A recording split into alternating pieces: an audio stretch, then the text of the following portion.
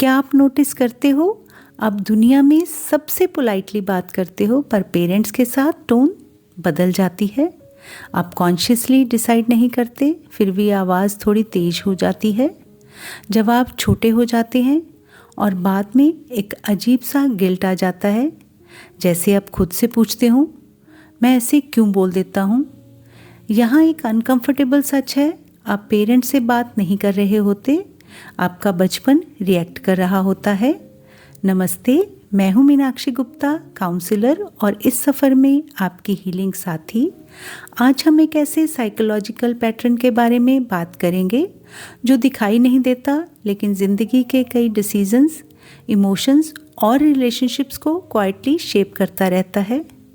आज का पैटर्न है parents trigger the inner child.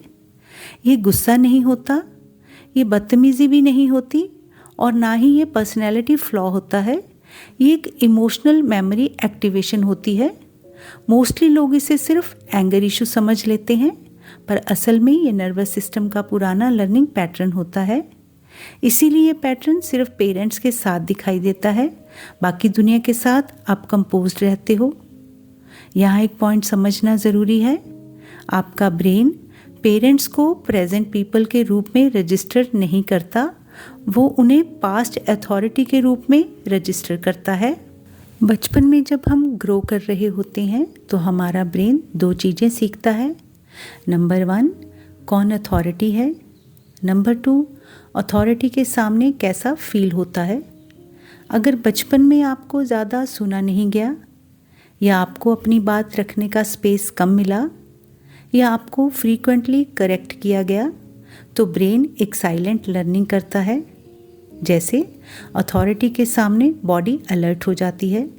ये अलर्टनेस कॉन्शियस नहीं होती, ये नर्वस सिस्टम लेवल पे होती है। इसीलिए जैसे ही पेरेंट्स का टोन, उनकी प्रेजेंस या उनका एक फेमिलियर सेंटेंस आता है, तो बॉडी तुरंत उस पुराने इमोशनल स्टेट में चली जाती है। आज आप एडल्ट हो, पर बॉडी को लगता है आप अभी भी वही 12 साल के हो। इसी को कहते हैं इमोशनल रिग्रेशन। यहाँ एक और पॉइंट समझना ज़रूरी है, ये रिएक्शन थॉट से पहले होता है। पहले बॉडी रिएक्ट करती है, फिर वर्ड्स निकलते हैं। इसीलिए अब बाद में सोचते हो, मुझे ऐसा नहीं बोलना चाहिए था, क्योंकि बोलते वक्त आपका एडल्ट ब्रेन एक्टिव नहीं होता, आपका स्टोर्ड इमोशनल मेमोरी एक्टिव होता है। ब्रेन ने सीखा होता है authority is equal to defend yourself, और डिफेंड करते वक्त टोन चेंज हो जाती है। ये पैटर्न एडल्ट लाइफ में कुछ इस तरह दिखता है। पेरेंट्स की छोटी बात भी इरिटेशन लगती है। आप शॉर्ट आंसर्स देते हो, आपको लगता है आपको जस्टिफाई करना पड़ रहा है। कॉन्वर्सेशन के बाद गिल्ट आता है, आप सोचते हो मैं उनसे प्यार करता हूँ, फिर भी ऐसा क्यों करता हूँ। रिलेशनशिप में भी ये पैटर्न रिपीट होता है। यहाँ भी कोई आपको करेक्ट करता है तो आपको वो सेम इरिटेशन फील होती है।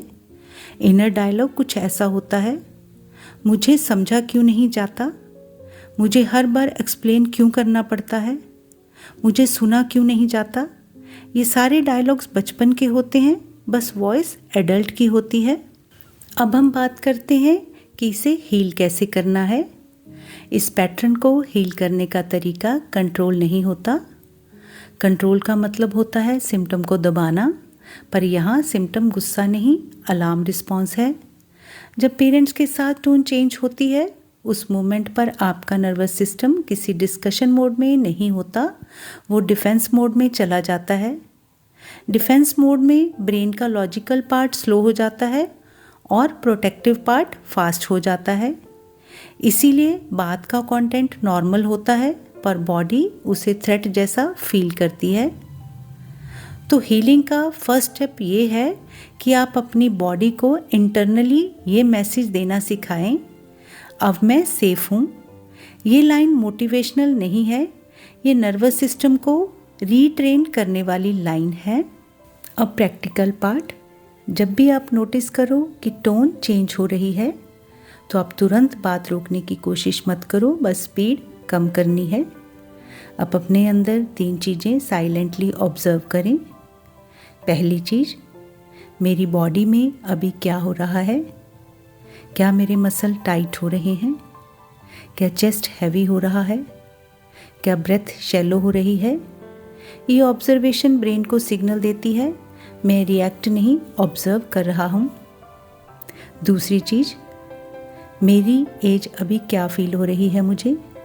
ये अजीब लगेगा पर यही की है। कभी कभी आप 40 साल के होते हुए भी 13 साल के बच्चे के जैसे हेल्पलेसनेस फील कर सकते हो। आपको बस इतना करना है कि this is a younger part of me. इस रिकग्निशन से रिएक्शन का प्रेशर थोड़ा कम होता है। और तीसरी चीज़, ये प्रेजेंट का इशू है या पास्ट का, अपने आप से पूछना है। और आप अपने माइंड में एक क्लियर सेंटेंस बोल सकते हैं, ये रिएक्शन मेरे प्रेजेंट का नहीं है।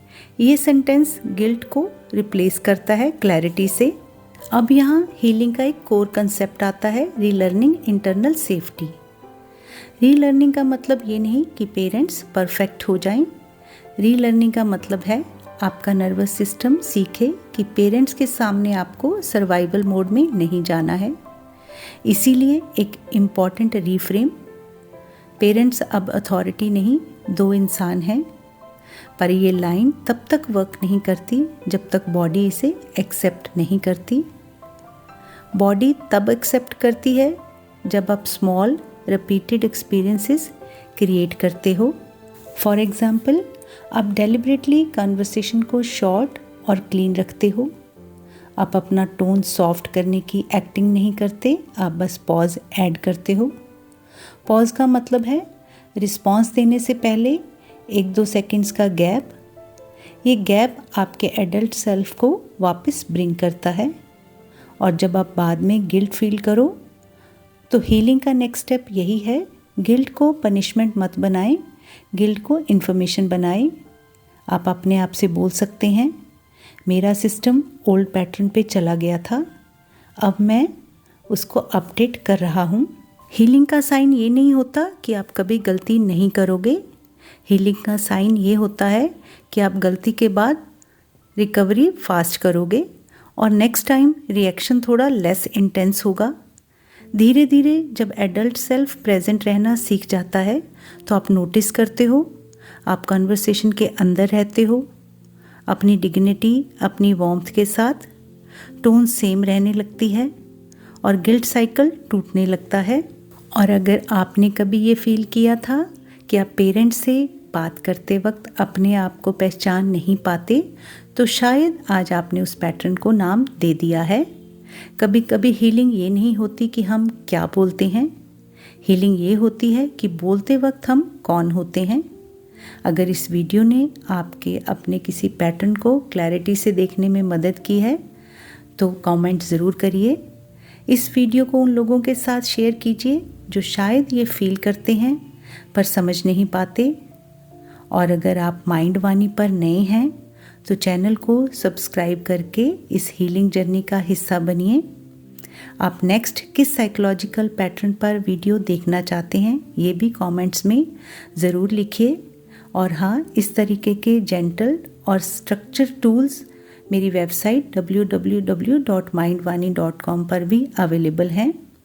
तो फिर मिलते हैं नेक्स्ट एपिसोड में। आप सुन रहे थे माइंड वाणी से। यहाँ हर बात दिल से होती है।